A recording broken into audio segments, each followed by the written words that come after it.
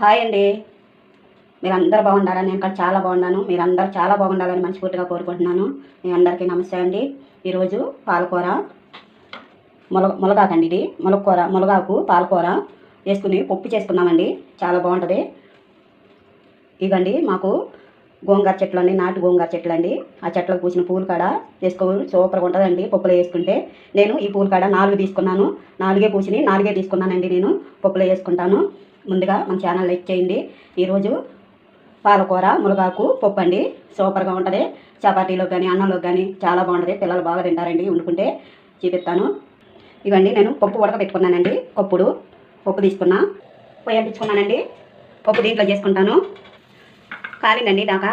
మనము నూనె వేసుకున్నా. నేను 3 స్పూన్కి వేసుకున్నా. తాలింపు దినుసులు, జీర, పసుపు. పప్పులోకి ఎంగ వేసుకుంటే బాగుంటుందండి. కలపెట్టుకున్నా. ఉల్లిపాయ, పచ్చిమిరకాయ, కరివేపాకు కలపెట్టుకున్నా. వెల్లుల్లిపాయలండి కొద్దిగా ఎక్కువ తీసుకున్నా. కచ్చపచ్చగా నూరుకున్నా. కలపెట్టుకున్నా. మనము గోంగూర పూలండి వేసుకున్నాము. ములగాకు, పాలకూర అండి. ఇప్పుడు అంతా మంచిగా కలపెట్టుకున్నాము. ఇదంతా మొగ్గుపోవాలండి మెత్తగా. మూత పెట్టుకున్నామండి. మొగ్గాలి. చూద్దామండి. చాలా ఎగిరింది. ఇప్పుడు ఉప్పు కారం వేసుకున్నాము. 1 స్పూన్ కారం, 1 స్పూన్ ఉప్పు కలపెట్టుకున్నాం. ఇప్పుడు కొంచెం మగ్గనిచ్చి పప్పు వేసుకున్నామండి. కొంచెం మూత పెట్టుకున్నాం. చూసుకున్నామండి. మొగ్గిపోయింది. పప్పు వేసుకున్నాము. ఇప్పుడు చాలా మొగ్గిందండి. మెత్తగా అయిపోయింది. ఇవన్నీ నేను చింతపండు కాడ వేసుకుని ఉడకబెట్టుకున్నానండి. పప్పులోనే వాటర్ పోసుకున్నాము.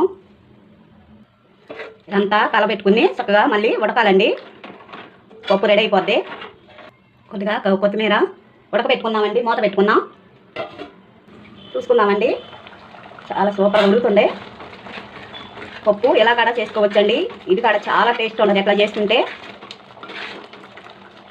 అయిపోయిందండి. బౌల్లోకి తీసుకున్నాం. నేను ఈ బౌల్లోకి తీసుకుంటున్నానండి. చాలా బాగుంటుందండి పప్పు. ఇట్లా కొత్తిమీర వేసుకున్నాము. సూపర్గా ఉంటుందండి. ఇలా ఇదిగండి పాలకూర పప్పు అండి.